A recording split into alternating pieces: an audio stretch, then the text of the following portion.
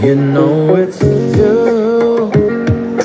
Try for your attention. Know it's true. Nothing more to mention. Vibes are high when I'm with you. Yes, you're my girl. Public affection, holding hands for your protection. I'll even hold your head back when you need this view.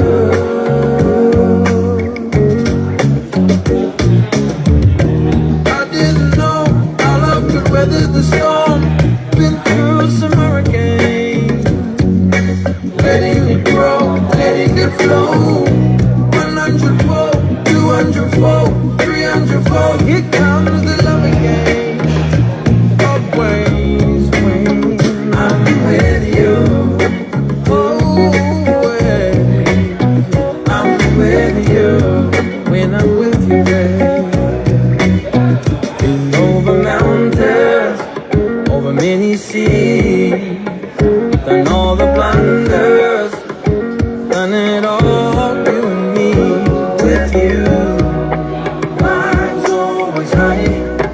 Always with you, always right.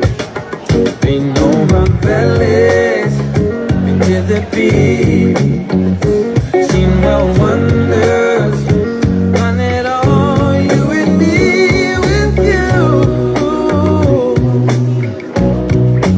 always with you.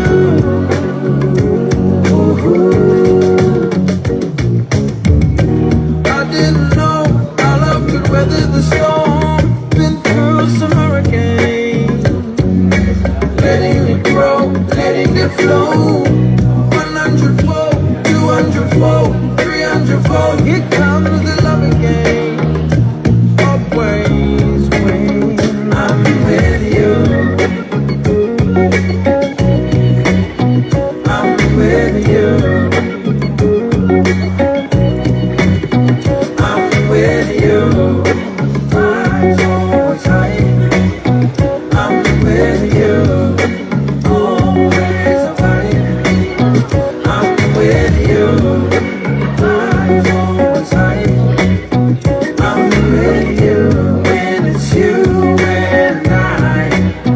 You know it's you.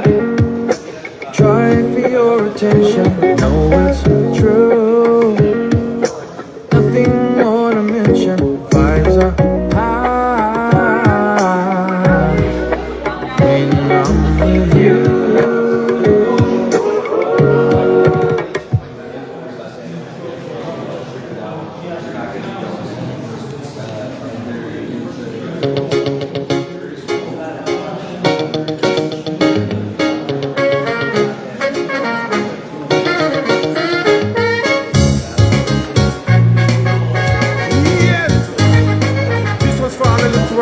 Girls in all the dance, hold tight. Special request for all the beautiful dancers in the dance. Yeah.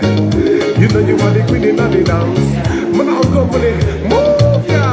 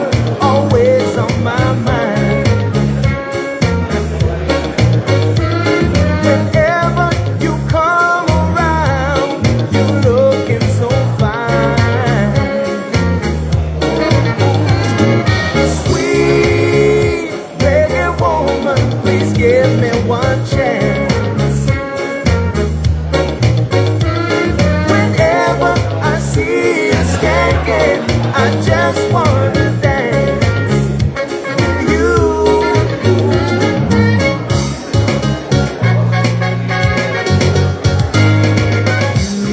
You say that you're much too busy. Girl, give me a minute. Think about that. I'll be right here waiting for you, ready to love you down. Think about that.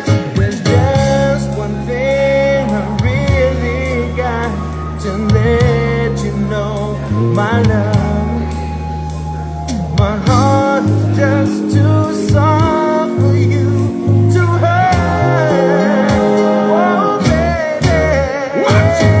Love only you, girl. Yes, I do, girl. And you know it's true, girl. And if you do too, girl, then follow me and we can have some fun. Under this one, make you my number one. Like that, your love is so tasty. Whoa, so baby, sweet, reggae woman, always on my mind. Whenever you come around, you looking so fine. Oh, but baby, sweet reggae woman, please give me one chance. Whenever I see you standing, I just wanna dance with you. Whoa, whoa, whoa.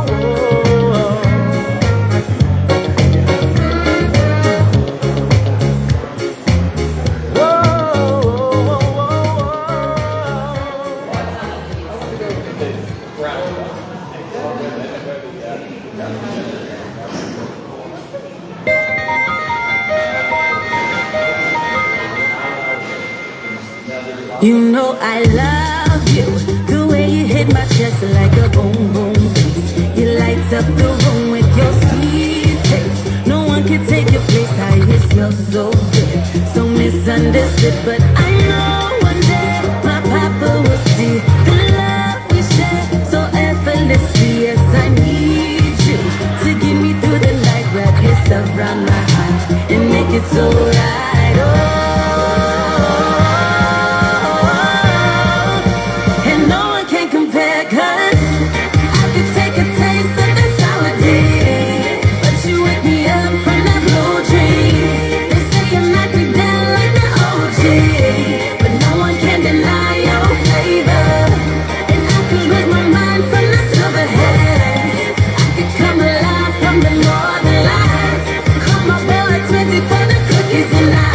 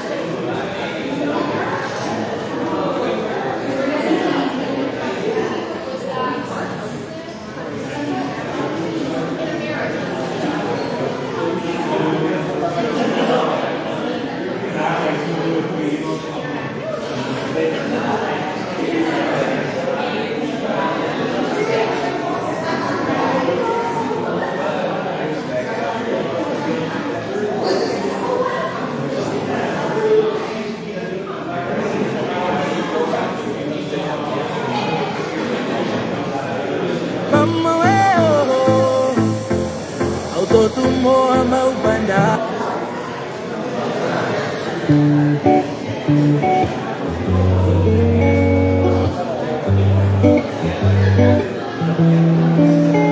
see, it's crazy to see how something going so well can easily turn around and feel like you woke up in hell. Cause of the mood changes, and it changes like the season. Watch you looking mad when she didn't even need a reason to yell. But it sucks to watch it all go down the drain. Started with kisses and hugs, lasted, living it up, yeah. Where did we go wrong? Now it leads to pushing and shoves, cussing and going round. Now I'm writing this song, and it kills me, but it sucks to watch it all go down the drain.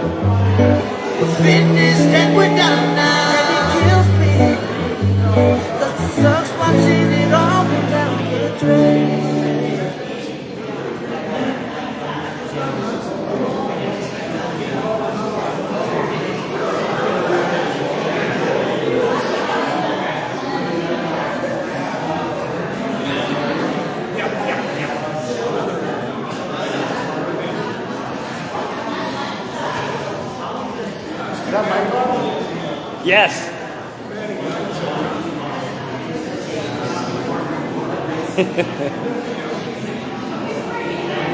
Nice shot of that.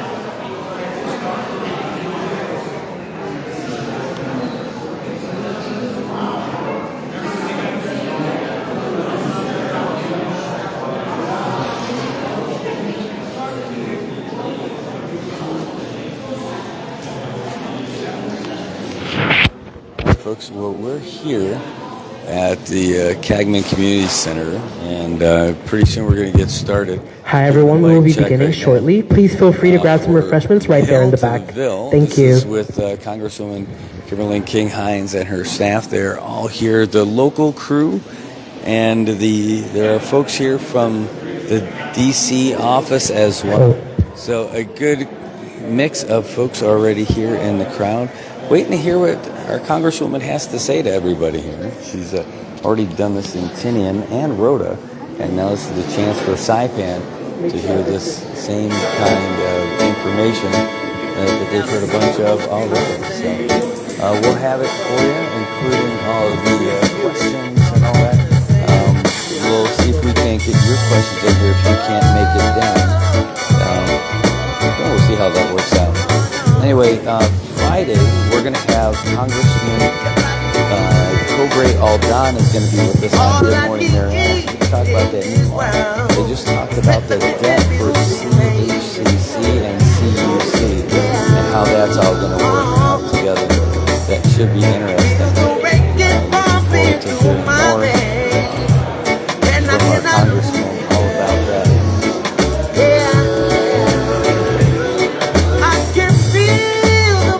People still making their way in, but it is Saipan style. Island time. Just waiting for folks to walk in.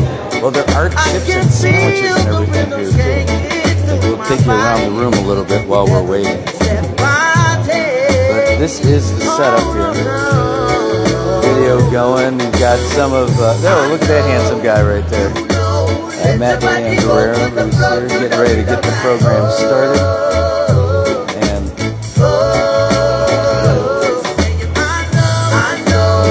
Roberto out there in the crowd as well. And once again, thank you everybody for coming. We're going to be starting shortly, so if you wanted to find a seat, find a place that's comfortable.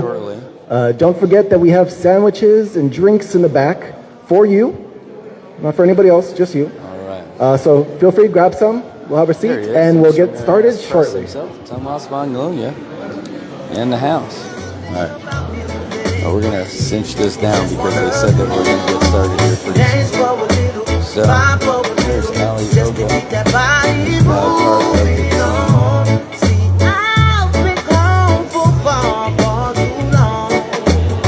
See more and more folks with the previous administration making their way into positions at the Congresswoman's office and in the Senate. Well, we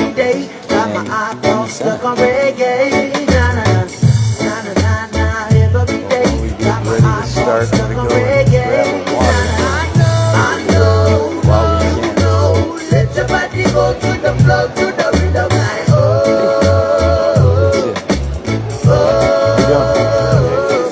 That's it. Looking for the water.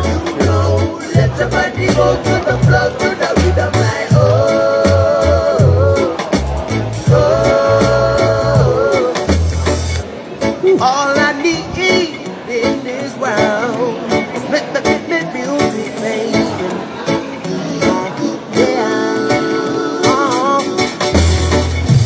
Feel the reggae pumping through my veins. Right. Now I know who you were talking about. Allie. Now I know who you're talking about. It was clicking, but now I got it. All right, well, this should be great. We're looking forward to it. Get some good info and hear a bunch from the folks in the audience. I think I'm going to have to move over closer to the flags. But once she starts talking, she's going to be moving around. There's a way for me to get another spot for you guys to be able to see everything. But just like school, nobody wants to sit in the front row today. So, we're here.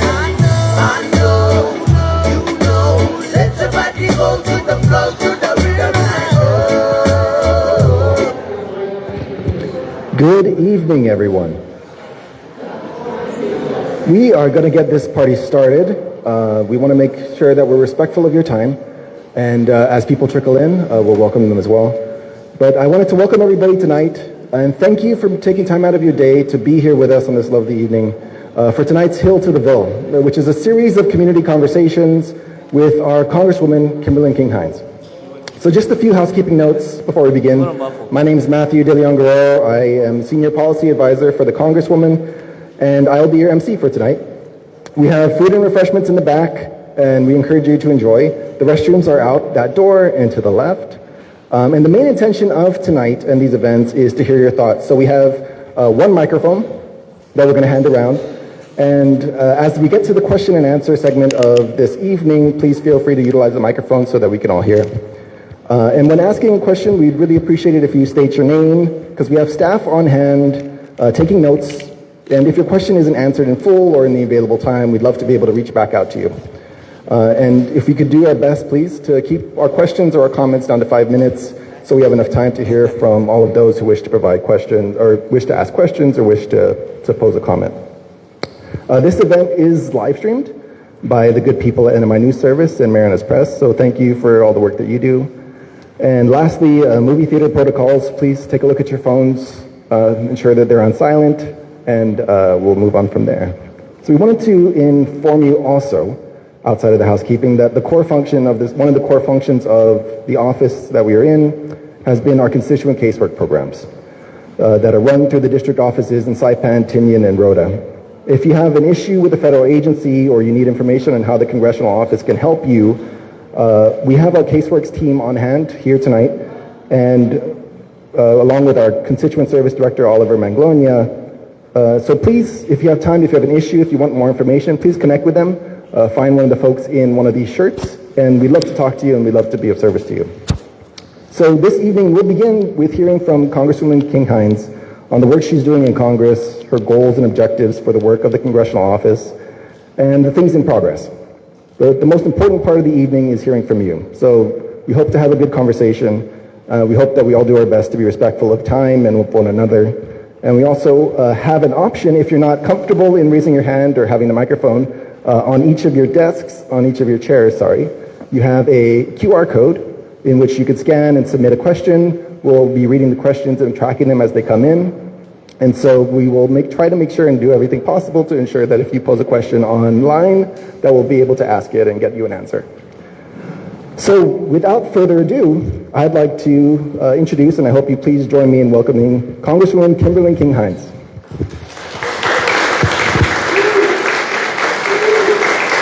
Good evening, everybody, and thank you so much for making the time to be here this evening.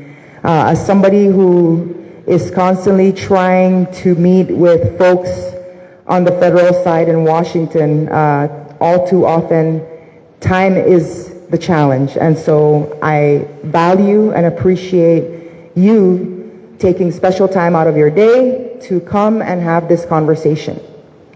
So one of the reasons why I really love to do community conversation is because, knowing is half the power, right? Having the facts, getting to hear from me directly as to what's happening and what's happening or what's not happening, good news, bad news, keeping you informed, I think, is my responsibility. And so I'm really grateful that so many of you have come, taken the time out to be here tonight. I want this more about you asking questions to get better informed. So I'm going to just say a couple more things to open up. And what I want to first start off is by sharing, what the climate is in Washington, D.C. So if you have been watching the news or you have been keeping track with what's going on in D.C., right? The president has a very pointed direction in terms of what he wants to do. And in all the rooms that I walk through, one of the biggest conversations that is being had is about the deficit, bringing that down. The other thing, right, if you've been, following, is the focus on the border, securing the border. And if you read into the amount of investment that's been made in what we all have now dubbed as OBA, or as the president likes to call it, the one big beautiful bill, whether you think it's beautiful or not, that's for up to you to decide. But in that budget, there's been a lot of focus in terms of border enforcement. But aside and separate from that, right, one of the biggest conversations that is being had right now are these trade agreements with other countries. And that's why there's a lot of conversations about the tariffs and the president going out there renegotiating these deals with various countries. He believes in America first. And I don't think anybody could disagree with that, right? Because even in our community conversations, what is the first thing that we say when it comes to labor, for example, right? We want to hire our people first. We want to train our people first. We want to get our people to be in these jobs first. And so it's very similar. It's the same thought, right? You know, I've been back for a couple of weeks, and I've been having a conversation with Governor Apatang. And he is in a very, very difficult situation. But it's not just him. It's, you know, Congresswoman Flores back there who has to deliberate on this budget, right? Congressman TJ back there who's been focusing on how to streamline business processes and permittings, and, you know, and how that will help revive some of our industries, right? And what you have been probably hearing me talk about the most is the tourism industry, right? My focus on the tourism industry, but that's not the only thing that I'm focused on. There's a lot of conversations that are being had right now in terms of legislation to amend the tax code to incentivize investment here in the CNMI, for example. There's several bills that I'm working on with the Small Business Administration to figure out how do we tailor some of these rules and regulations to allow for people here to be competitive. You know, it was in the news, right, that $200,000 contract that went to Houston.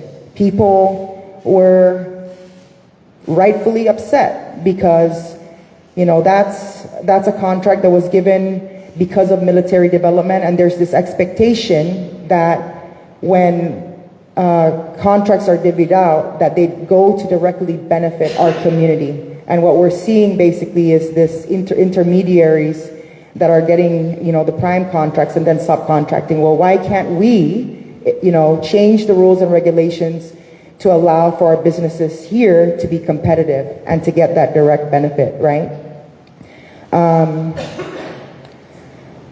You know, there's a lot of barriers in Washington, D.C., aside and separate from the politics. As you know, Congress is very evenly split. And when you walk into the halls of Congress, it's either Team Red or Team Blue. But with that said, there's a lot of good bills that are coming out that are bipartisan, that are getting both sides support. And so we do have the ability to push things through. One of the things that I'm very excited to share is that one of my bills, for example, as it relates to our veterans, is the Travel Act. That just came out from the committee, and we expect it to go to the full House for vote. And, you know, in committee, we had 100% bipartisan support. All Democrats, all Republicans voted for it. So I'm really excited about that bill because it would authorize the Secretary of the VA to be able to assign specialists and doctors here so that the people who need the care don't have to travel to Guam. And we're looking at other areas of opportunities to provide that service. Aside and separate from the VA, I also serve on the Transportation and Infrastructure Committee, and some of the work that we're doing there is trying to, you know, focus on modernizing our air traffic control system. Because guys, let me tell you this. We think our infrastructure is outdated, but America's infrastructure is literally falling apart. Right? It was one thing after the other. And air traffic control, everybody here travels. You know, we were seeing disruptions in New Jersey, for example, and so the investment really needs to be made to upgrade those systems. I've introduced, as part of the Coast Guard Reauthorization Act, there's language in there that we included for them to do a feasibility study to be able to see, you know, how we can bring some sort of a permanent presence for the Coast Guard, right? That, you know, would get some spending here, but also when you have the Coast Guard here, it's not just, strengthening enforcement in our waters or, making response times for emergency quicker. It also attracts additional investments in our ports. And right now, we need more investments in our critical infrastructure. And so how do we look at different opportunities to create those types of investments here? One of the barriers that I do want to share with you, speaking of knowledge is power, right, is the manner in which people view the CNMI in Washington, D.C. And, when I got back, I was very dismayed about these videos and these articles that were coming up about, the governor potentially, or I don't know, these conspiracy theories that the governor was murdered by the CCP, right? Like that, come on, guys. Like, for real? I mean, the amount of effort for that to have happened, to top it off, he was transported by military air, right? It's so silly. And when we share information like that, right, it just further adds to a confusion in the community that's very unnecessary. I think I've shared this all with you on one of my online posts with regards to think tanks, right? Think tanks right now, they have been running amok in terms of influencing policy in DC. All too often, the people who testify in front of Congress about the Marianas are think tanks. And so now I have to go to these, I make it a point that if there's any conversation about the Marianas, I participate in those committees of jurisdiction. I ask to be waived on so that we can be heard, right? We are more than corruption. Also, guys, we are more than military, right? There's a people who live here, who, we have our own culture, right? We have our own way of life, and I think a lot of these conversations, we need to figure out how to find a balance. And so I'm going to end by giving you a quick update because it just happened. So as you saw, the U.S. Department of Transportation Assistant Secretary was recently here, and I was really excited that they literally dropped everything, and that whole trip was arranged in a week's time through conversations that I've been having with them to put together a working group that consists of the delegate's office, the governor's office, the legislature, and various other federal counterparts. So Jared just arrived yesterday, and he and I have been, messaging constantly now to see who we're going to include on the federal side to be a part of this conversation, to address our transportation issues, right? So right now we have the Department of Transportation, we're probably going to have the Department of State and the U.S. Department of Commerce, because we know that we all need help. And U.S. Department of Transportation can't give money in that sense. But how do we find other opportunities through other entities to bring in money to help with revitalizing our tourism industry, right? And I want to end this piece by going back to what I was saying earlier about trade agreements and what's happening with that, right? Because, for the past couple of years, we've been talking about our tourism industry in terms of national security, and that the threat is national security. And I think we can all agree that we have been embroiled in geopolitical tensions. But as it relates to the tourism industry, what's been happening is we've been caught up now in these trade negotiations with China, okay? And I was sitting as the chairwoman of the ports when COVID hit. And I was one of the first folks to ask the governor to shut down the border. And we got in trouble from the federal government because we didn't have the authority. As a matter of fact, it was President Trump at the time, because they weren't seeing in America what we were seeing here in the CNMI. Moreover, we were the ones who had direct flights from Wuhan, the center of gravity with regards to the COVID situation. And so,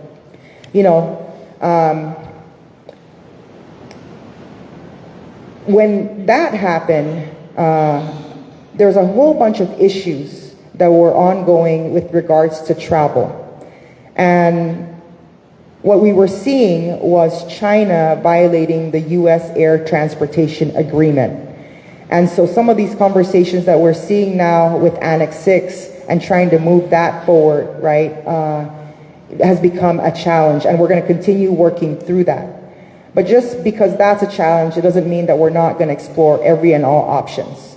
We're looking at all of it, okay?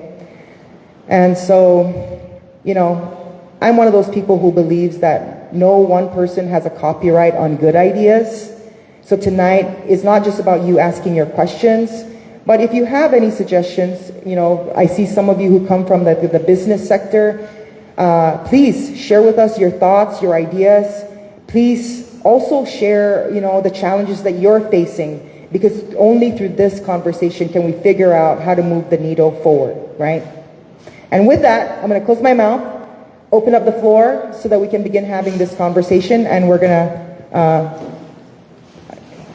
let me give the mic, and then somebody wants to be in charge of the mic.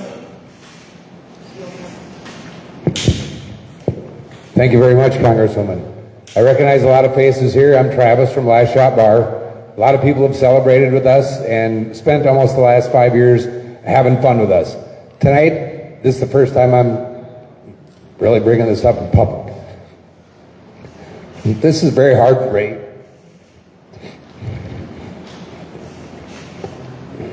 Okay, I just found out Friday that my lease is not getting renewed. So, I do everything I can to help this island. I've always said, I'm going to keep this bar for the rest of my life. Now that this has been presented to me, my big thing is it's going to cost me, I don't know what, to relocate, to do something different. I've struggled the last 6 months as well as everybody. What is coming down the pike that's going to say, yes, Travis, reinvest more money? Because right now, the only person I owe at my bar is me. I can live with that. But am I willing to spend another $50,000 to relocate or do something? This was the most shocking news that I've had. And I don't want anybody's sympathy or anything else. What is somebody going to tell me that's going to make me put another chunk of money down to do this? I want to do this. It's just that smart money and my accountants say it might be stupid. Anybody got any suggestions? As a service, as somebody who is in the service industry like you are, right, and so many other folks out here, you know, the challenge is customers, right? That's what we need, is customers.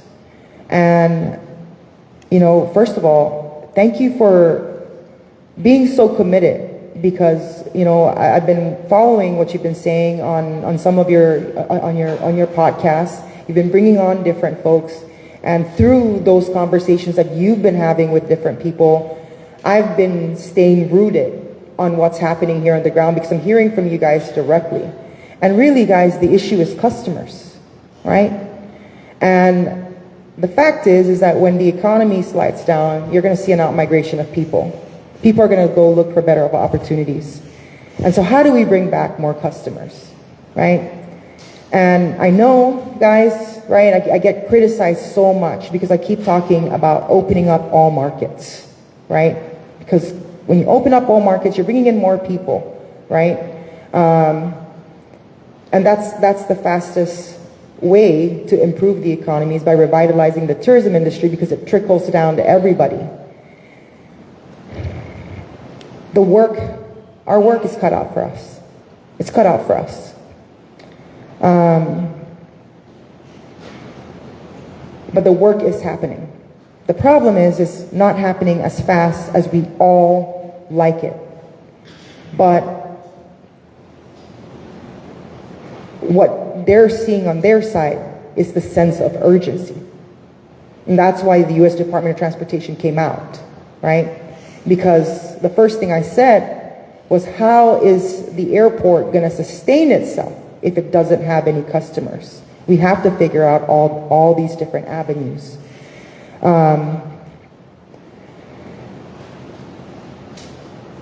I wish that I could say something is going to change tomorrow, but I'd be lying. And I'm not a liar. I'm as blunt and as, brutally honest as one can get, right? But the work is happening.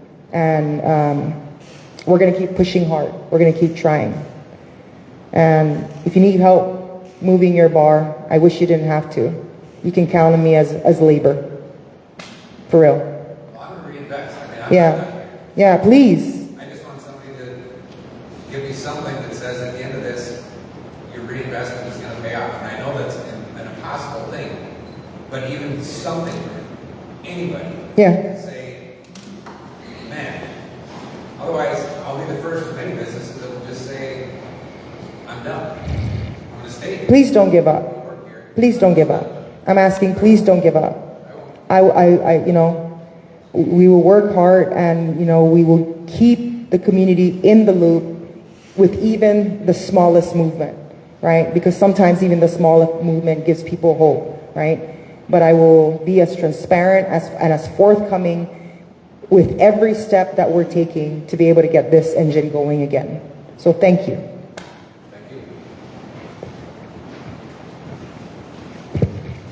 Do we have another question? On the back.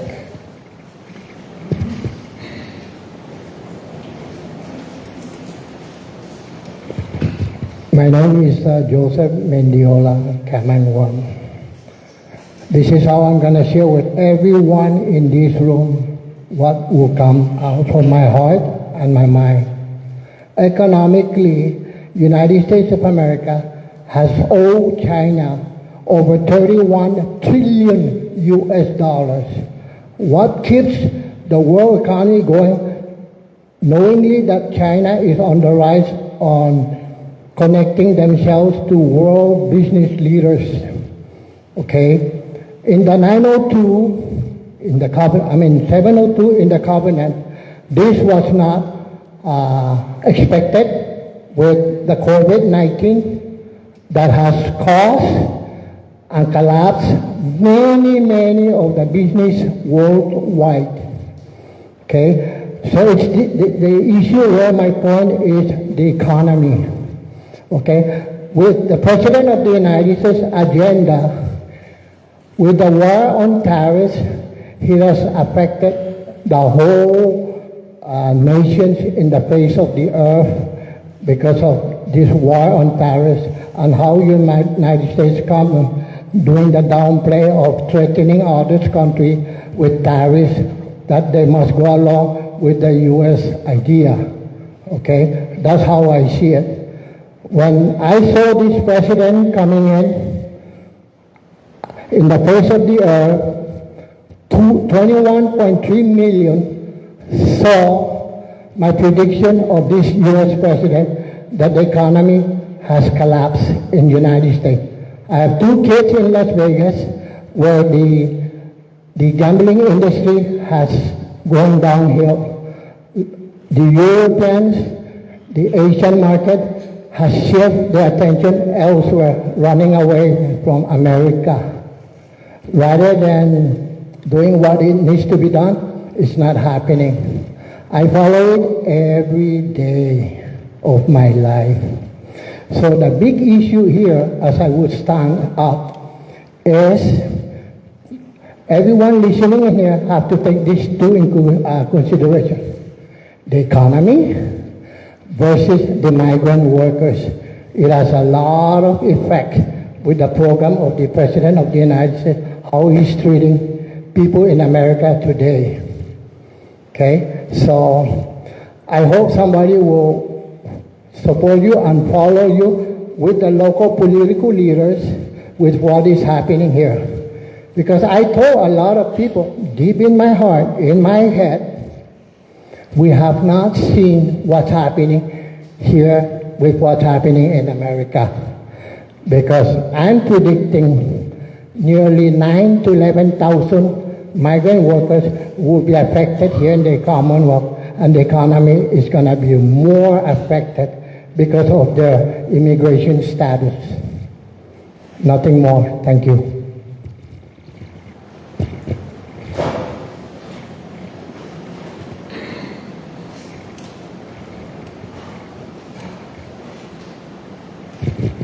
Good evening. My name is Remy Sablan, and I'm here representing the Saipan Amelia Earhart Monument Association. And I'm not going to ask questions. I'm going to thank you, Congresswoman Kimberlyn King-Hinds, for bringing the matter to President Trump to declassify the Amelia Earhart classified document. A lot of people still here in Saipan don't believe that Amelia Earhart was here, but there were eyewitnesses when there was an investigation going on, and in court, they honor eyewitness.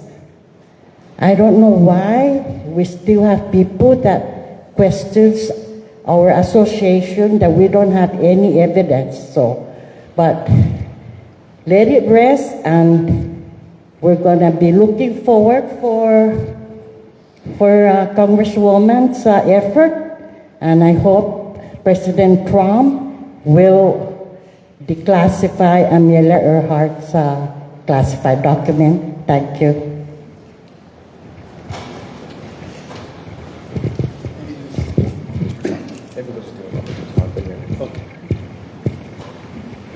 Thank you for that, Auntie Remy. You know, we are really excited about that, right?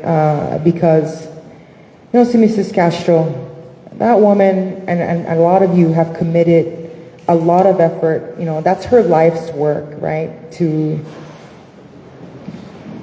be able to bring that truth to light, right? And so we will continue to follow up until you get that information, because I think it's important for everybody. So I just want to say thank you for all your efforts. Thank you. I'm going to try something a little different. I don't know about a lot of you that I cannot hear the muffled sound from our audio system, so I'm going to do my own miking. Thank you. I'm going to throw quick. I don't want to drag this in, and this is your forum, not mine. We just need to say, there are people who say, oh, we don't have proof she was here. We have evidence, there's belief, that's good enough. That's a good marketing tool. We need to market however we can. As far as, I'm going to have a quick insert with cabotage. The other is, we don't have much going with, there's nothing with Japan. China was cut off, Korea's faltering. Why does Fiji get tourists from the world? Why do they get them? They've had a lot of years of development. They fine-tuned. They offer a lot. We are a worn-out destination. So the big challenge of bringing people is we've got to change what we're doing. We've got to improve and clean. That's a lot of money. That's investors. We don't grow without investors. All our growth has come from investors. China is really the big market. There's all this boogeyman fear of Chinese. Remember when they were just Chinese tourists? And now they are all Chinese spies and CCP? Come on, they can come spy on me. If they go to Guam, that's the U.S.'s problem. That's not ours. But we've got to have a tourist base. How is it going in communicating that with all the fear-mongering in Washington? You know, that's a good question, because there are people in the House and in the Senate who have certain beliefs about certain things and who are directly tied to these think tanks, right? And, you know, half the time, I think most of the time, I feel like I'm a history teacher, a geography teacher, and, you know, somebody who is a current events teacher in Washington. Because there's a lot of people who still don't know where we're at. And I'm trying to get to all of them. trying to get to all of them to kind of let them know we're not the Marina Islands, we're not the Marinara Islands, right? Because all too often in Washington, D.C., if you don't sit on these Armed Forces Committee, whether in the Senate or the House, you don't know where the Marianas is. And this is kind of one of those things that I want all of you guys to understand, right? There's 400 members of Congress, about 100 in Senate, right? Every single one of those individuals, they represent their districts. And there's this motto that district first, right? So if you come from Wisconsin District 17, you don't care about the Marianas, you care about Wisconsin 17. And what they care about in Wisconsin 17 is probably soybeans, because that's their industry. Tourism is not their industry, so these conversations that are being had does not impact them. So my job is to break down those barriers. And when we have these boogeyman conversations and these boogeyman narratives being pushed out, even amongst our own community, it makes that job that much more difficult. Because now Washington is saying, well, there's people in your community who believe that, right? Who believe that garbage, right? But and as far as I'm concerned, what these tourists represent is money. Money for people to pay their bills. Money for people to go out and patronize businesses like Travis's, right? Money for the government to be able to pay the police. That's what it represents to me. I don't care where they come from. But obviously, they have to comply with federal laws, right? And that's why we have the EVS TAP program. That's why that was negotiated, that there was a recognition that there was an additional, that there needed to have been an additional layer to be able to, get the right customers here. So that's a good question, Del, because, right, the conversation right now, there's a lot of conversation that's happening in Washington, D.C. about China. But it's not just about national security. It's about how China is beating us in terms of investments in infrastructure, investments in technology. But let's face it, right? China doesn't have all these rules and regulations that we have in the U.S., right? Which makes the competition even harder. So we're going to keep pushing forward, guys. I don't care. I'm knocking on those doors. It's what I do. One more quick. Sure. Regardless regulation, can you just somehow and say, hey, why do we have to be the same as the U.S.? We are 3,500 miles away from Hawaii, 6,000 from California. Our economy is Asia. We're a small island. Everything's endangered. Yeah. Why can't we pull away from all that garbage? I think there's a growing recognition of that because of the work that we have been putting in over the 7 months, right? Every time I have the opportunity in committee hearings, I'm talking about those types of things. So not just on the floor, but knocking on the doors in these meetings. Right? The talking point is these one-size-fits-all policies that may work in California doesn't work out here, right? I think he's going to ask questions or share some concerns about the postal services, right? He was, the gentleman behind you was talking about first class, second class, and now we're third class citizen because when we make these phone calls, right, we're recognized as international and then now the mail service. And so, there's a lot of work to be done, right? I'm working in the tourism industry stuff. We have people with different concerns, and we're trying to do it all. But if there was one word I could use to describe this experience, it's frustrating. Because we all want to see stuff happen like yesterday. We need help ever since. And the fact is, the way things work in Washington, D.C., all the gridlock, the politics, now coming up to an election cycle, right? Folks are hardly ever in D.C. because they're already out trying to raise money for their campaigns because that's just how it works. I'm lucky. I don't have to deal with that. I get to come home and be with you guys and have these conversations. So, it's a good point. Did you want to, Randy? Good evening, everyone. My name is Randy Johnson. I'm a Purple Heart and combat veteran from the Northern Mariana Islands, and I would like to thank Congresswoman or Delegate King-Hinds for her efforts regarding the update on the Travel Act. And I think something that also needs to be mentioned is your advocacy for the position that was left vacant when Ruth Coleman retired. And I understand that position has been filled by one of our local spouse of a veteran. So that was great to hear and to see.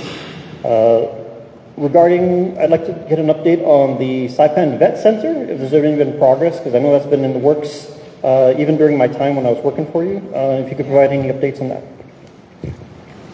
Thank you for your service. So, you know, Randy used to work for the office, and he's been a tremendous help to our vets. And so, can we give him a round of applause? He's done a lot.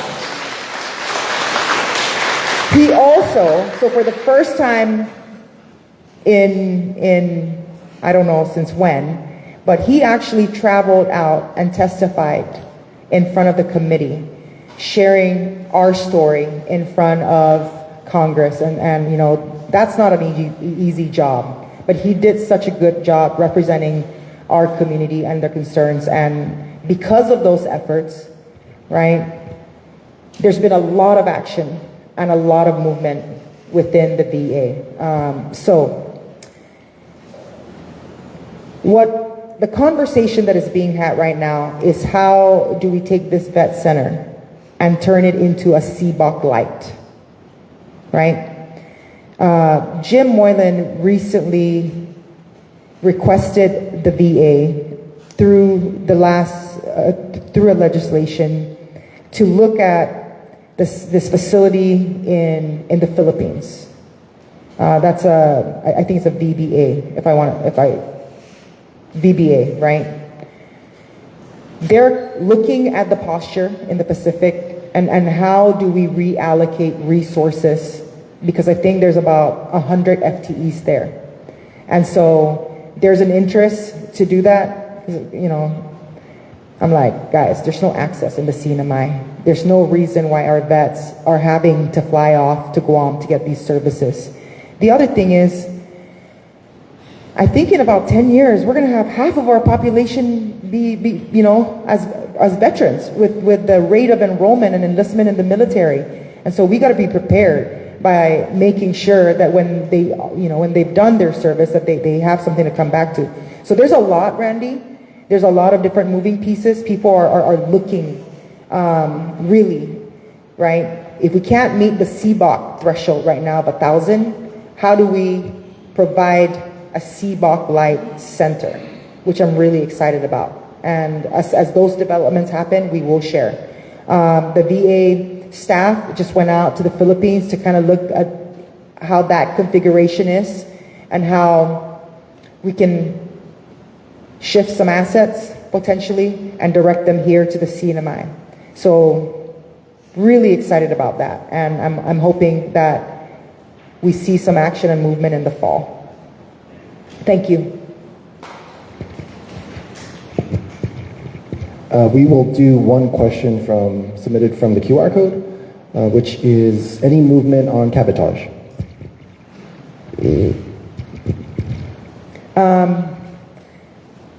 Yes, but I don't want to really get into it. And I'll tell you something, right? I was talking about think tanks.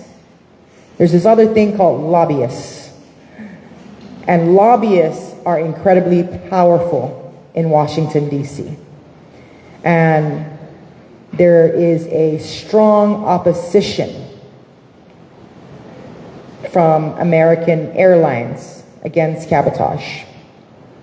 And so we are doing the work to be able to push it and hopefully get it out on the floor. But it's not something that we're going out and, you know, professing to the world.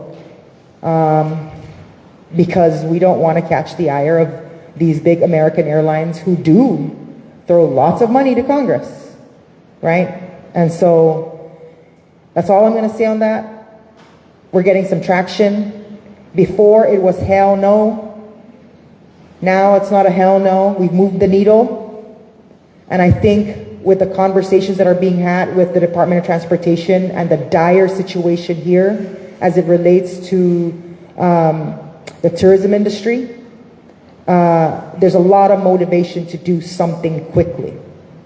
So hopefully I can come back to that conversation because in that meeting with the U.S. Department of Transportation, they're looking at an angle that may be available to us now that is already within the rule without having to pass legislation. They're just figuring out how to make it work through their side without passing any laws. But obviously, a full-blown cabotage would be good, but there's other options and tools that we're looking at.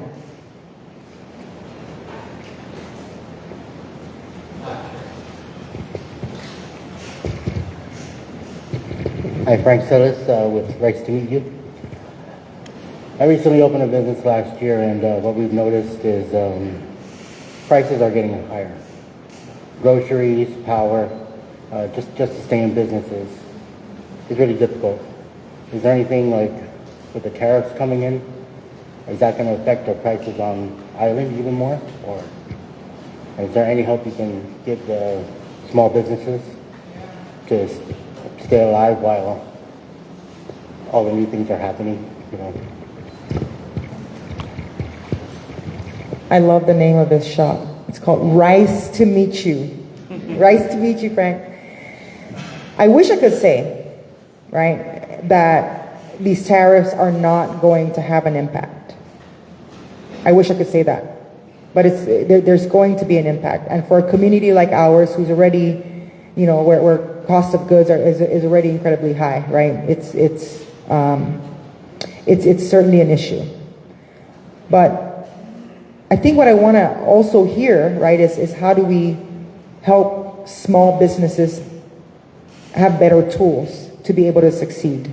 And I sit on the Small Business Administration Committee, and you know, we would love to have a conversation with you later on offline to understand, right, what are your barriers? What are you seeing? What are the conditions in the market? If you're going out trying to get a loan, if that's something that you're interested in, right? What is standing in your way of being able to access capital to make those investments? So I wish I said it's not going to have an impact, but I think we're going to see it eventually.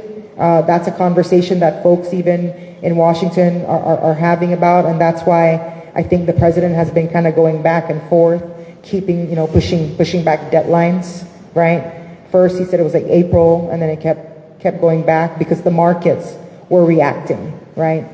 But I think that's going to be an ongoing conversation, and I think that there's potentially going to be adjustments that are made to be able to ensure that folks like you know, the small business of America, which is the backbone of the American economy, gets the relief that you need, and that you're not further hurt by some of these regulations. Thanks.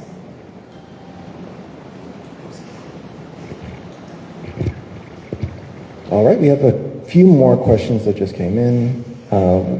Recent one is, with the recent Air Force training that was held in the CNMI, we got a glimpse of a military presence here.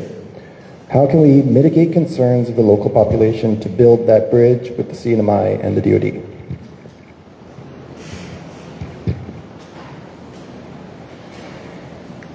Yeah, so,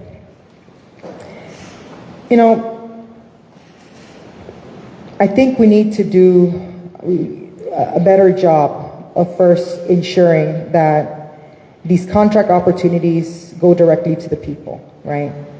And so we've been putting in the work at SBA to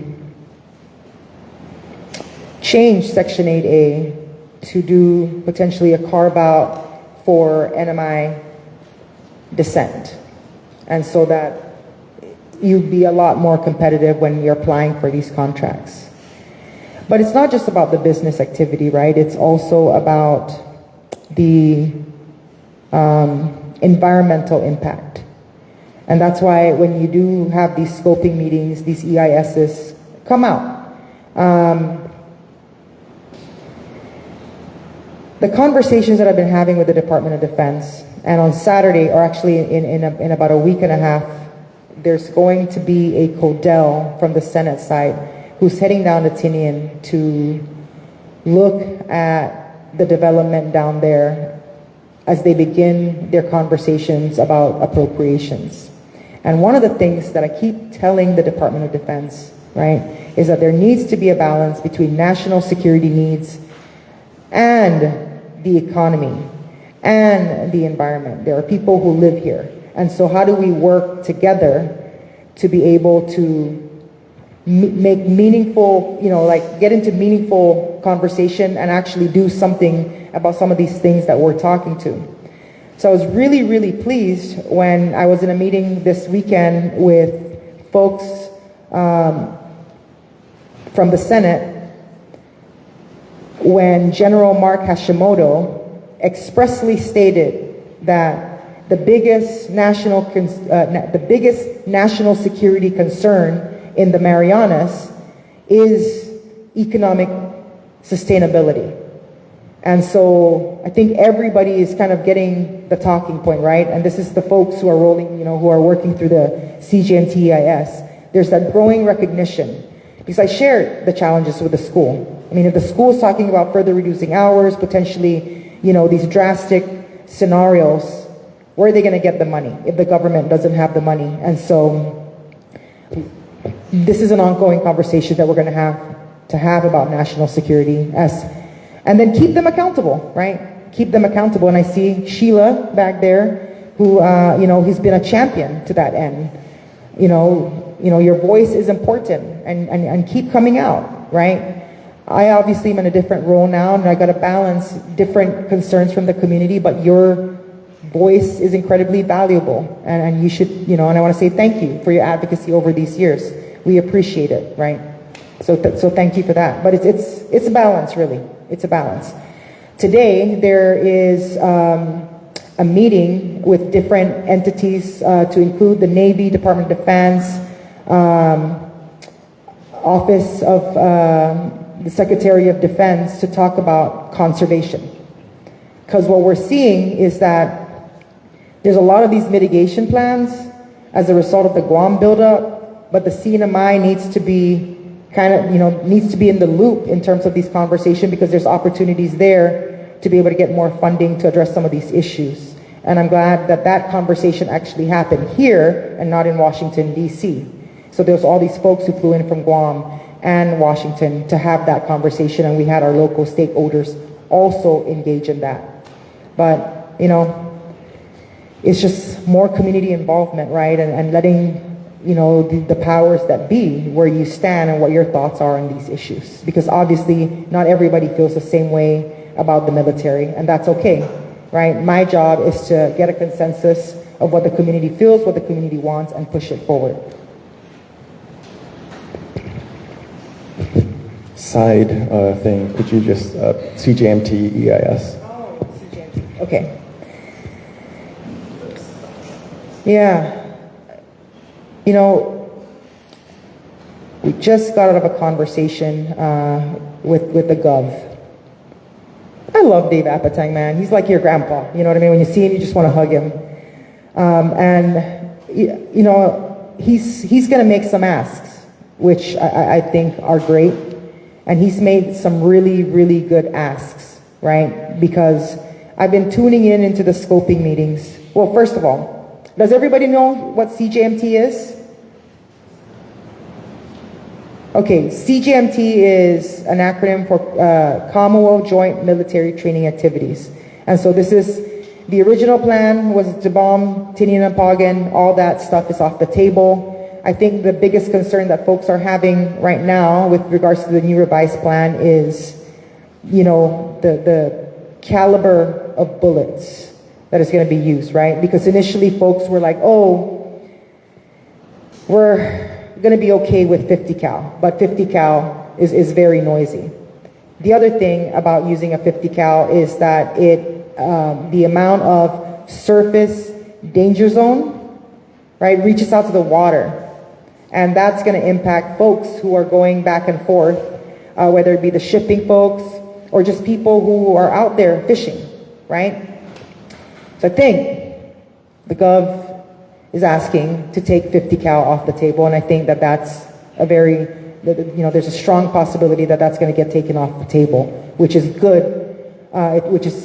good for all of us. One of the conversations one thing that has also been shared in terms of the Gov's ask is to request for FADS.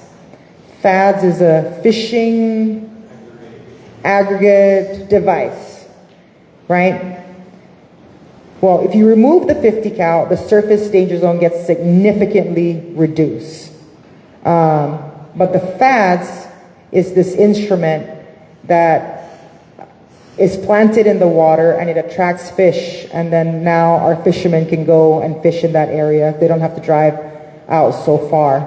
And the Gov, it was shared to me that the Gov had asked for multiple devices around Tinian Rhoda to include, Tinian Saipan to include Rhoda, even though Rhoda is not part of the training.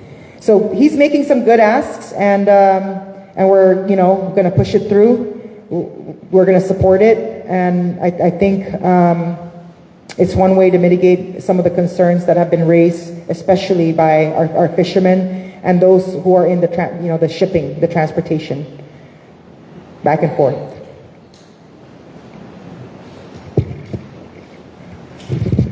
If we have any hands up?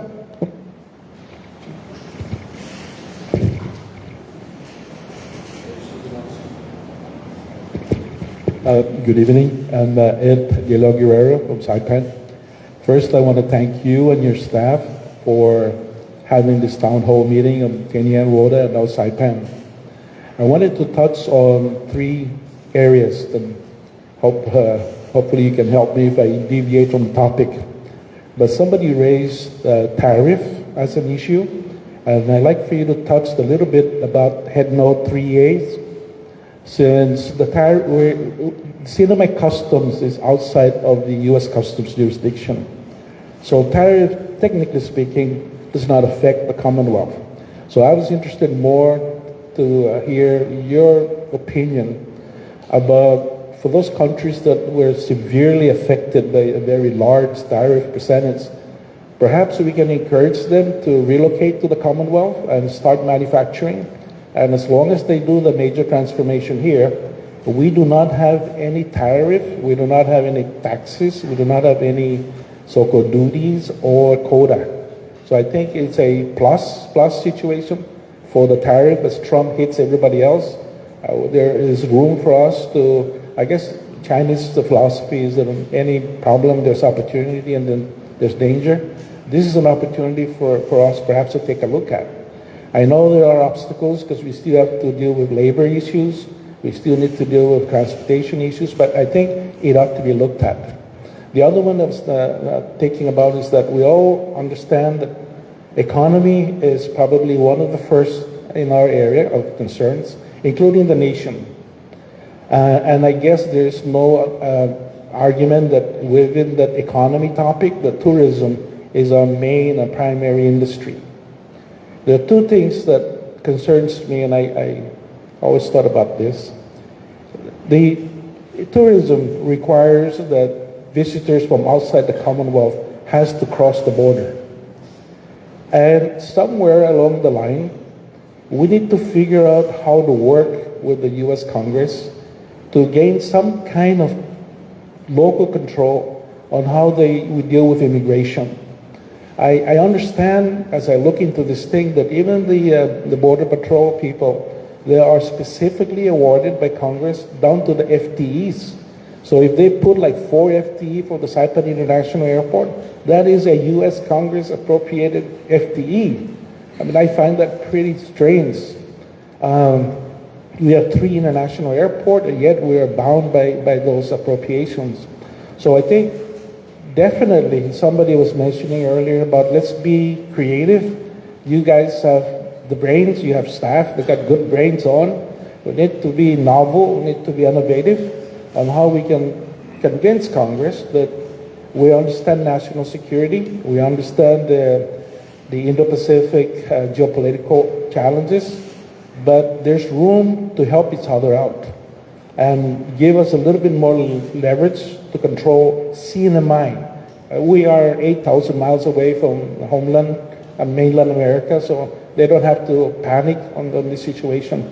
And the third one that I wanted to raise, I had the opportunity this morning to take a look at your office's framework for stabilization of the CNMI's labor force.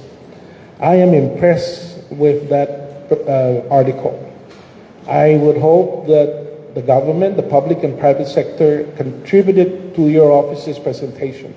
And I'm talking like on the government side, have Department of Labor, PSS, NMC, MBA, the hospital, everybody contributing. On the private sector, get the Hotel Association, the Chamber of Commerce, and everybody else.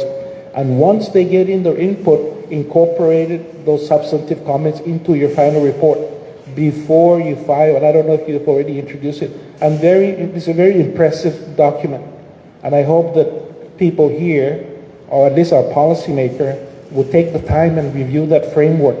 That framework of stabilizing our labor workforce, everybody should read that. Anybody who's talking off their head need to read that, and then get back to you and see how you can solidify that. So I hope I didn't overstretch my opportunity here. So just real quickly on, you touched a couple of points, right? Because of Head Note 3A, there's a lot of interest in terms of developing new industries here. One of the conversations that I've been having with the Rhoda leadership, for example, is doing some research and development with drone technology on Rhoda, because there's a strong interest in that, right? And there's quite a few other businesses who've been coming through the office to get the support and the help for them to be able to set up shop.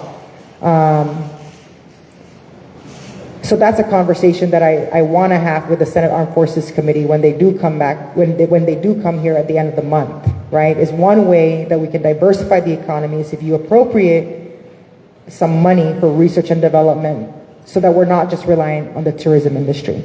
But to your point, you're absolutely right. Labor is a challenge, right? But in the interim, can we bring in new industries that have automation? And I do know that there's a cabinet factory, for example, that's already opened up shop. I think his name is Bill Giles. He's manufacturing cabinets here, and he's servicing Guam, shipping those cabinets to Guam. But he's using automation, which requires very minimal labor. Thank you for your kind words with regards to the workforce situation, because that's something that I feel should have been done some time ago, given the fact that time is our enemy, right? And what we want to do is, and what we have been doing, is reaching out to various sectors, as you have suggested, to include agencies of the government to be able to chime in. And so we've been getting feedback. Because what I don't want to do is drop a bill and it doesn't address the concerns. And so we've been incorporating all these comments from from various agencies and businesses around the community. That legislation is now going is going through legal review. And once it's finalized, I think we're going to give it one more walk around through the community to see if we've missed anything, right, before we drop it. So we're excited about that. Hopefully within the next couple of weeks, that's going to happen. So thank you for your comment. Working on it. We have a lot of really good questions on the QR thing, so if we're okay with going a little bit over time. Love to get to it. I particularly want to do this one because it says, I dare you to ask this one. I know you are Washington, but how can you influence the CNMI government to pay its vendor? Over the years, they've neglected paying millions to our local companies doing business here at home. Ooh, that's a good question. Ring, ring, ring, ring. Governor? I don't envy the job of the governor right now. I don't. Because when you see the arrivals coming through the airport, right? That's one of our primary economic indicators in terms of like the revenues that's being generated for the government. You know, Secretary of Finance is here. I bet she's pulling, you know, she goes home and pulls her hair out because where do you prioritize? Who do you prioritize, right? And that's tough because right now you don't have money to even take care of overtime for the police, for example, right? So we're constantly balancing and shuffling.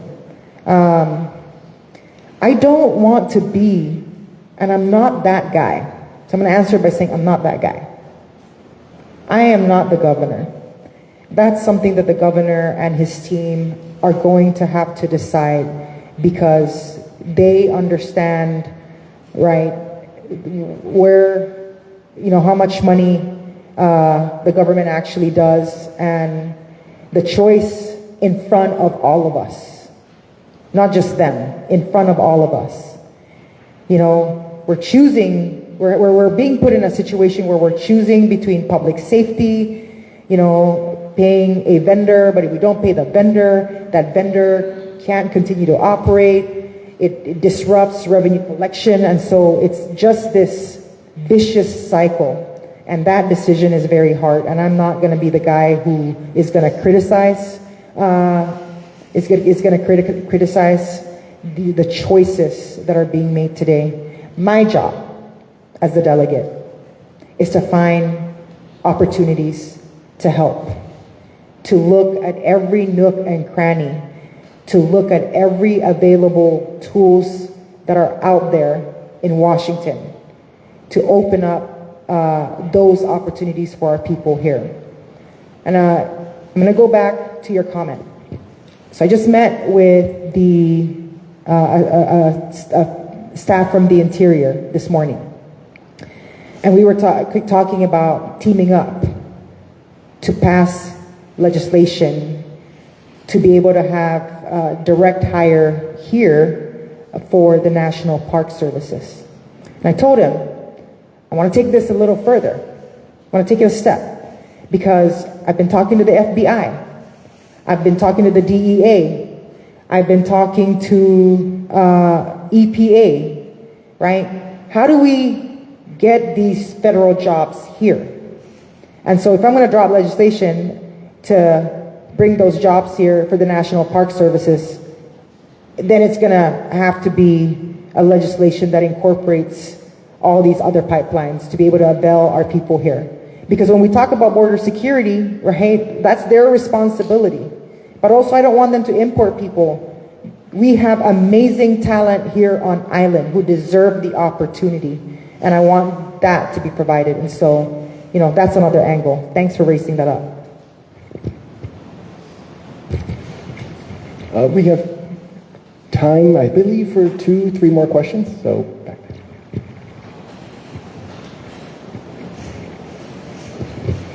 Hi, good evening. My name is Macy B. Tenorio, and I just wanted to say, before I address my concern, thank you for all the hard work that you're doing while staying incredibly present to us here on the island and through your social media. I can imagine how that's really hard to do both, and you do it very well, so thank you very much.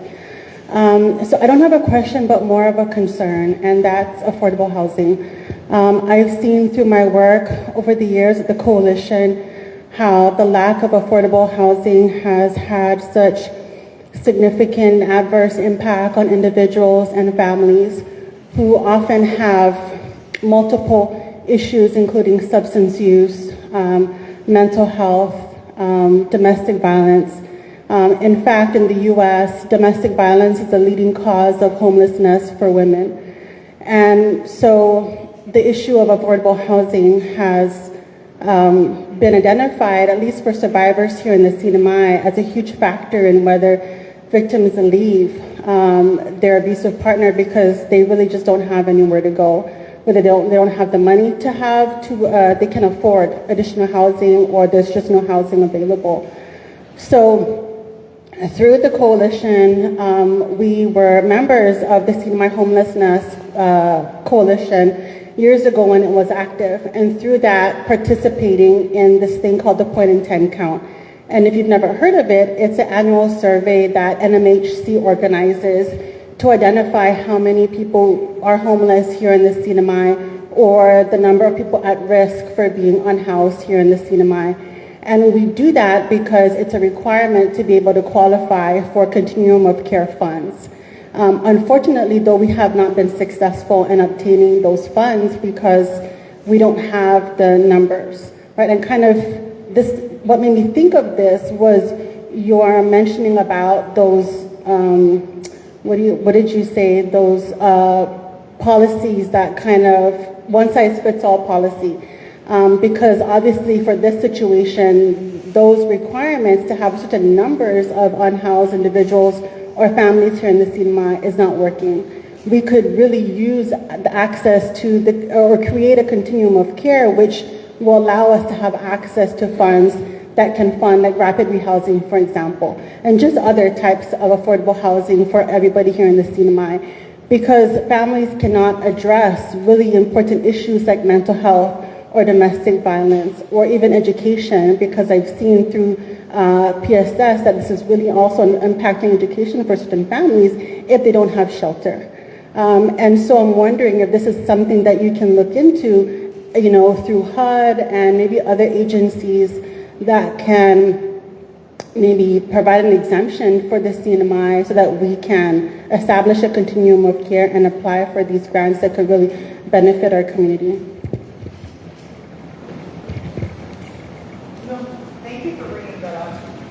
Macy, because that, you know, that is something that I hear about often, and that's, I did have some conversations with Zini Mofnes about the continuum of care, but I need to touch back with her just to get a better understanding of what it is that we're dealing with in terms of policy to figure out how we can move forward. But thank you, and I owe you a comeback as to that issue. Two more questions? Sure. We could take one from here. Regarding PSS, with concerns about the US DOE being dismantled, what will be done to ensure that our schools are funded and kept open? As a former employee myself, PSS is struggling to keep schools funded, and with short staffing, it can affect present workforce and student outcomes. So there's been a lot of conversations about dismantling the Department of Education, but there really isn't much appetite to do so. Because to dismantle the Department of Education, it requires an act of Congress. So what we're seeing right now and what the Secretary is doing is using the authority that it's available to her, which is allowable, is to downsize, right? That's an ongoing debate, guys, in the halls of Congress, U.S. Department of Transportation. U.S. Department of Education. There's not a lot of support for it. There's not a lot of support. People have mixed feelings. But also there's some people who are very open to what has been labeled as giving parents and families the choice, right? Going through a school voucher system where they allocate through a formula what it would cost for one child to go to school, and they give that money to the parents to determine which school that they're going to go to, right? You know, a lot of our kids go to PSS, and I don't support dismantling the Department of Education. That's not a position that I take. But as you can see, when they withheld the funds, right, there's a lot of pushback, even within Congress. They're like, you better give that money. And so the Trump administration, you know, was like, okay, we're going to release the funds. And that was the concern about the 25%. And that was because the whole of Congress was like, no, we're not doing this today. Please open up the funding stream so that it can go, can go to the schools. Because a lot of people do recognize that these federal funds goes a long way, especially in rural communities. And you do have a lot of Republicans who come from rural communities themselves. And they do see, right, that, you know, if the public education system is the only option, because you don't live in the urban area where you can go to other schools, you got to fund it, and somebody's got to fund it. And so The way we can help PSS the fastest, we gotta fix this economy, guys. That's why I've been crying about tourists. I don't care about tourists. I care about ensuring that PSS gets the money they deserve, right? I don't want to see any cuts at PSS. I don't want to see any reduction in instructional hours. I don't want to see teachers having to go to austerity. I don't want any of that. And the focus basically is what are the available tools in front of us. Tourism is one of them. There's so many others, but that is the low-hanging fruit, and that's why I've been very vocal about all of us working together to push forward.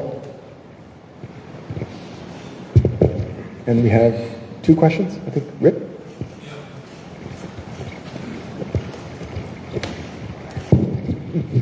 Okay, I'm Rip Stephenson. I've been here for 40 years, through good times and bad times. And one observation I have is we're second-class citizens here. We can't vote in national elections. We're irrelevant. So what we have to do is promote what we have. And what we have is a unique situation under the covenant. We're not subject to U.S. taxes. We're not subject to U.S. Jones Act. We're not subject to the same regulations regarding importing. And we should use these to our advantage. We should promote this because this would create industries here we don't have now. So I think that is what the emphasis should be. And because we're second-class, irrelevant people out here, that when you try to order something, they say, no, we don't ship to foreign. And when you try to call Social Security, they say, oh, your phone number, foreign. No, we don't deal with you. Well, that's just sad. So the way we're going to get some recognition is we have to do something here. And it has to be done based on our advantage. And that is our unique status under the covenant. That's all I got to say.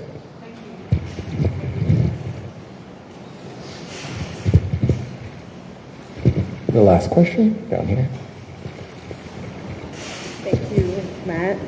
Good evening, Congresswoman. Thank you and your team for hosting this town hall. My name is Sheila Jackbabauta, born and raised here on the island of Saipan from Precinct 4, Asmatwis. Before my question, I just wanted to make some brief comments about the issues that we've been talking about. You know, everything that we're talking about is interconnected, right? And so the industries that feed us right now, maybe tourism, but I'm really hoping and offering support in any way that we can start to truly diversify our economy and create smaller economies that work for us and economies where our people want to work in so that we don't have to look for imported labor. You know, we have the gaming industry and the tourism industry, but are people really working and interested in those positions? And so the blue economy is definitely a huge topic just spoken around the world of a truly organized blue economy that we can definitely partake. And then just things that work for us locally, like our coconut industry, weaving, canoe carving, traditional hut making. I mean, there's just so much opportunity around us to collect these ideas and work together. Thank you for sharing about the group that's here for transportation and infrastructure.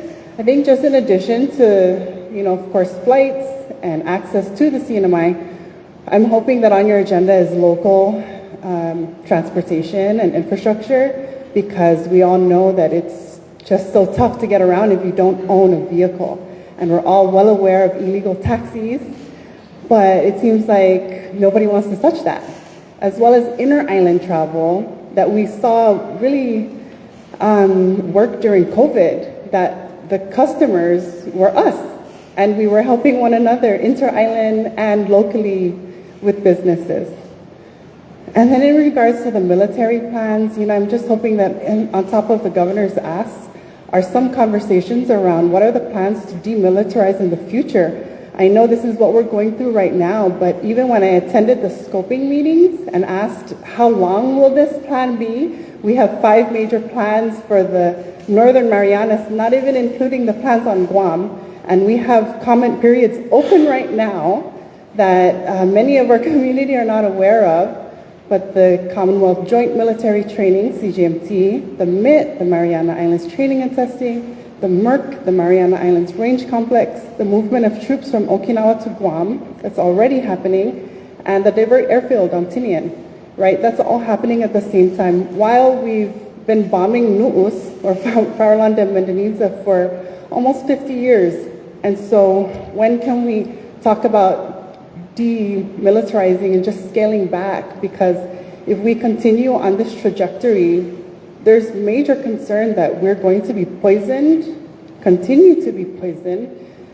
And in addition to the request, data is much needed around, what's happening on Nu'us, how is that impacting our fish, our soils, our water sources. I mean, we really need the data to know that our home is still safe and healthy for us before we continue to contribute to national security, right? Because our cancer rates are just off the roof, yeah.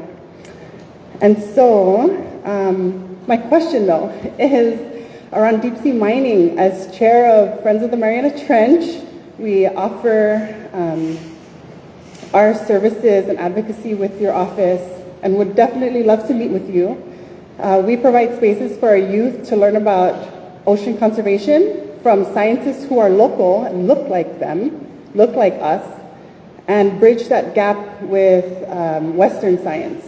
And right now, American Samoa, as you know, is going through major advocacy efforts to fight against deep sea mining proposals that this administration signed an executive order to streamline, right, and request for proposals to explore deep sea mining near American Samoa's waters.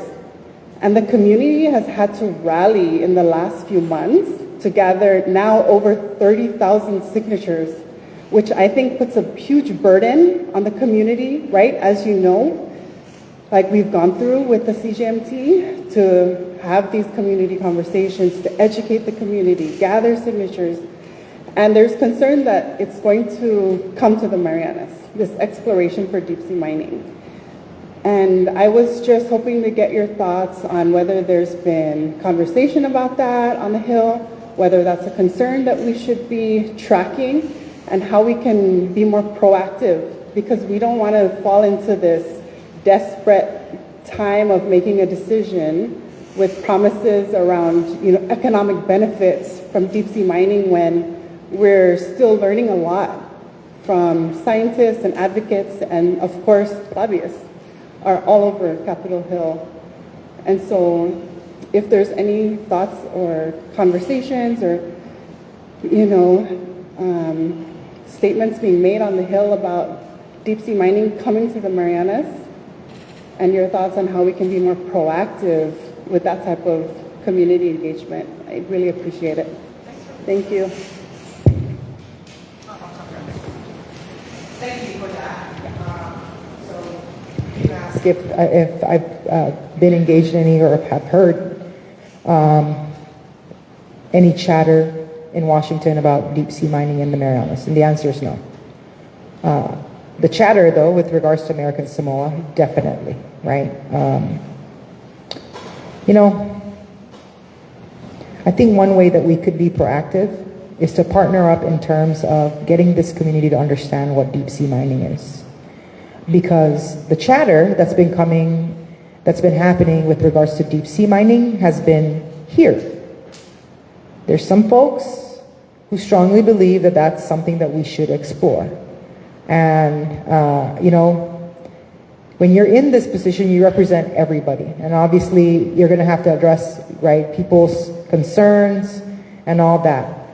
But I do believe that we need to get a better understanding of what the ramifications are of deep sea mining. Because in just the very little information that I have, it's very damaging, right? And as you said, we have enough issues with PFAS in our waters, with the high cancer rates. And I think you've made a lot of very good points and great suggestions that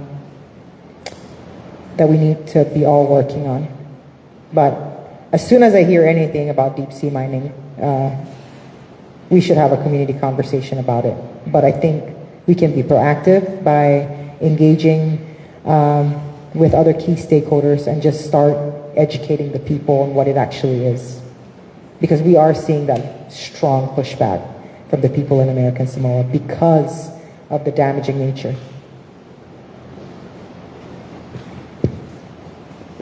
Well, thank you everyone for coming out. We're gonna give the mic back over for some closing thoughts, but we wanted to just do a little bit of additional thank yous from our side. Also, additional information. So the Congresswoman has mentioned a couple of her actions in Congress in bill introductions. On the table back there, we printed out some copies of bills she's introduced or co-sponsored relating to the topics here. I think cabotage, shipping, Wagner-Payzer, workforce development, a lot of those, the text is back there. There's a couple of copies, and so feel free to take one. And before passing it off and giving the Congresswoman the opportunity to close this up, wanted to thank you all. And I also wanted to take this time. We're in the summer period for a lot of college students, and so the office has taken on a good number of interns, and this year the interns have been exceptional and really, really beneficial to events like these. So I wanted to thank Isa, Nicole, Ryan, Cameron, Gerald, who's not here, but they've been wonderful, and thank you guys. Couldn't have done this without you. So with that, I'd like to just hand it off for any closing thoughts. Just wanted to say thank you, because your time is very valuable. As a lawyer in my previous life, before this whole gig, I charged by the hour. So I know how valuable and expensive your time is. My office is your resource, right? If you have any issues with regard that has a federal nexus, please, it's there for you. Give us a call. Even if it's not federal, if there's a way that we can help you navigate some of your challenges, right? Give us a call. It's the point, right? We're here to serve you. You, the people, the public, you are my boss. And I take my cues from you. And if you don't let me know what your concerns are, what you're going through, what your challenges are, what your issues are, I don't know how to be a good champion for you. And so I encourage everybody, if you can't come into the office, send us a message, send us an email, right? Sometimes people are shy about asking questions. I can stay behind and we can chat further. But we are here to serve you. Please feel free to reach out anytime you need that help. And I'll say thank you again for your time. I love you guys.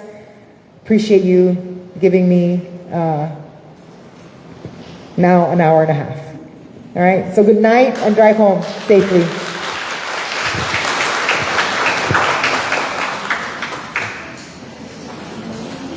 Just a reminder, we still have food in the back. I can see it from here. The QR code below is a good way to get in contact with us. And we have an exit survey up here on the projector that you can tell us what you thought. So thank you.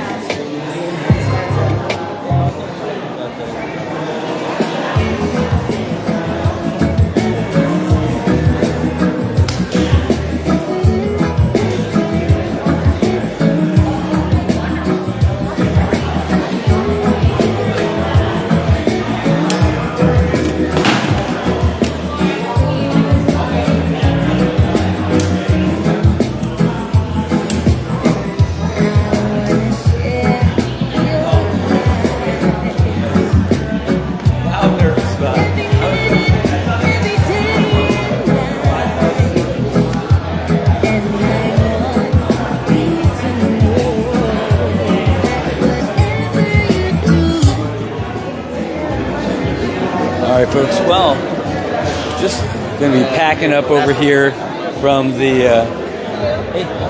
just packing up over here as we wrapped up from the Hill to the Vill with Congresswoman Kimberlyn King-Hinds. Still over there talking with some folks here, and people still trying to get some more information and having a chat with her and everything while they're here. Great opportunity, a great turnout over here. Hey. Hello. How are you doing? Yeah, still there. It's great. Yeah, again, so Congresswoman taking some time to talk with some of our local congressmen and congresswomen as well. Look, there's TJ Magnolia, and then you've got Marissa Flores. And people just taking the opportunity one by one to get in. But a lot of great topics being discussed tonight, a lot of great questions. People asking about the economy, people asking about tariffs, people asking about what the future is going to be. A business owner was talking about having to close his business, at least his location, and have to move. And is there going to be an opportunity for him in the future? Is there going to be an opportunity for them to continue to reinvest here in the Marianas? Said they're not going anywhere, but he said, hey, what can you give us? Do you have a lifeline? Do you have some words of hope? Again, folks who are asking questions about the military. Sheila Bauta asking about, will there be an opportunity in the future to dial that back? Folks, Macy B. Tenorio talked, a massive advocate for domestic violence victims. And she wanted to know, see you later. She wanted to know about, or she wanted to talk about the housing issue and trying to find avenues for more affordable housing for the residents here, because she listed that as a contributing factor to, some of these violence issues and everything like that. And more, so folks from all kinds of sectors from the community here made their way out to the Kagman Visitor Center for this. All right, folks. Well, that's what we've got for you tonight. We're going to wrap it up. I want to say thanks. I will take the comments here and send them off to the Congresswoman's office, but rest assured that her staff will be watching that as well. And I see Matt DeLeon Guerrero. I'm going to talk to him in just a second to give him a heads up to let him know that those questions came in there. So they're really good about getting back to folks here. So don't be surprised if you get those answers soon. All right, folks. Well, we're wrapping up here. I see some wrapped up tuna sandwiches. That is my ideal sandwich. I'm going to go and try and grab one of those for the ride home. And again, that's what we got. Congresswoman getting ready to wrap up, and her 3-island stretch went to Tinian, went to Rhoda, and just wrapping up here in Saipan. Had some of the folks that were from the DC office here as well. So maybe she needs a little bit of a break. Anyway, good stuff as she continues to meet with folks on her way out here. Nice to meet you. I got to go and check that place out. All right, folks. We're going to cut off the stream here. I want to say thanks for tuning in. We'll be back again tomorrow morning for Good Morning Marianas at 7:30 right here on the NMI News Service. Get ready. We're going to be launching the new website in just a couple of days. You can start plugging it into your bookmarks. It's nminewsservice.com. If you look for it now, you're only going to see a password page, and you're not going to be able to get that. Don't worry, though. When we go live, there won't be any password. And that's going to be open for everyone. So if you don't have social media, if you don't have a YouTube account, if you don't have Facebook, it's not going to matter. You go to the website, you'll be able to see everything streaming live when we stream live, no matter where we are. All right, folks. Now we're really going to go. I promise. Have a great night. We love you, Marianas. Thanks for tuning in, and thanks for supporting the show. If you haven't already, please subscribe to our YouTube channel and follow us here on Facebook. Take care, folks. Have a great night.